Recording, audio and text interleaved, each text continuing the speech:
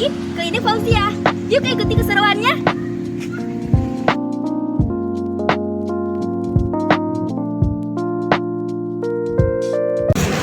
Baik Ibu, perkenalkan kami dari Universitas Imam Bonjol Padang ingin mewawancara Ibu. Baik sebelumnya boleh diperkenalkan diri terlebih dahulu. Nama saya Penangatesa Bakri, saya dokter umum di Fauzia Medical Center. Saya juga selaku penanggung jawab di sini. Baik, bisakah Ibu menjelaskan bagaimana latar belakang pendidikan yang dimiliki mendukung peran Ibu sebagai manajer operasional di klinik ini? Kalau untuk penanggung jawab klinik itu pendidikan yang diperlukan S1 profesi kedokteran ya. Jadi kan dokter itu ada S1-nya S-Care. Setelah itu ambil profesi jadi dokter umum buat bisa nanti kerja di klinik atau rumah sakit atau puskesmas. Kalau untuk penanggung jawab dia tidak ada sertifikat khususnya. Bagaimana perjalanan karir Ibu sehingga mencapai posisi sebagai manajer di klinik ini? Saya kerja di klinik itu tahun 2019, awal tahun kemarin saya ditunjuk jadi penanggung klinik. Jadi sekitar 5 tahun jadi dokter umum di poli umum, habis itu baru masuk ke struktural. Bisakah Ibu jelaskan bagaimana alur kerja di klinik ini mulai dari penerimaan pasien hingga layanan kesehatan selesai? Alur pelayanannya lebih simpel, pendaftaran, habis itu pasiennya potensinya di luar, dipersilakan masuk ke poli umum atau poli gigi nanti. Jadi kalau di sini ada gigi juga, ada poli kebidanan juga untuk periksa ibu hamil dan anak. Pelayanan itu umum dan BPJS. Perbedaan untuk pelayanan umum dan BPJS itu apa saja?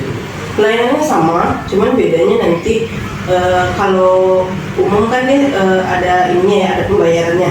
Nah pembayarannya nanti dilakukan di penerimaan resep. Jadi setelah penerimaan resep langsung pembayaran. Nah kalau BPJS kan habis ambil resep langsung pulang. Bagaimana Ibu mengelola rantai pasokan obat dan alat medis untuk memastikan kualitas dan ketersediaan produk di klinik ini? Kalau obat itu langsung dihandle sama apoteker ya. Jadi kalau dulu memang bisa dokter yang langsung handle, tapi peraturan baru itu harus ada apoteker di setiap klinik. Jadi apoteker langsung, jadi nanti klinik kita lihat kebutuhan obat, apa yang kurang, kita kasih tahu ke apoteker mencatat, langsung memesan obat ke farmasi apoteker ya. Jadi kan dia ada toko obat kayak apotik. Jadi apotik itu kita tidak bisa pesan ke apotik, kita pesannya langsung ke gudang. Jadi dia ada suratnya nanti dari apoteker, memberikan surat langsung ke gudangnya, nanti baru bisa langsung dikasih duit. Berarti obatnya itu dari apoteker? Obatnya langsung pemesanan apoteker, harus ada tanda tangan apoteker baru bisa dapat obat.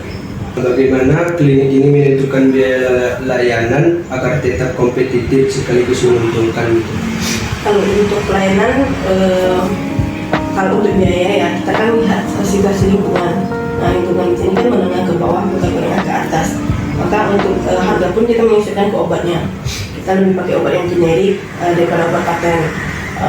Walaupun ada tersedia obat paten tapi tidak banyak. Nah kalau untuk promosi untuk kompetisi sama yang lain kan kita kompetisi sama puskesmas ya. Nah karena puskesmas kan lebih banyak BPJS-nya. Nah itu kita misalnya kayak pemeriksaan gula darah, kolesterol darah asam urat. Kita kan ini masih baru ya. Jadi nanti ada promonya kayak misalnya yang lain itu periksa 20.000 per itemnya, kita ada periksa 15.000 per item, atau misalnya kalau komplit semuanya 40.000. Ya, jadi dari segi harga itu ada diskonnya. Atau misalnya kayak mahasiswa itu khusus mahasiswa cuma 35.000 berobat di sini apapun penyakitnya, kecuali poli gigi ya, yang poli umum kayak gitu. Jadi ada promonya.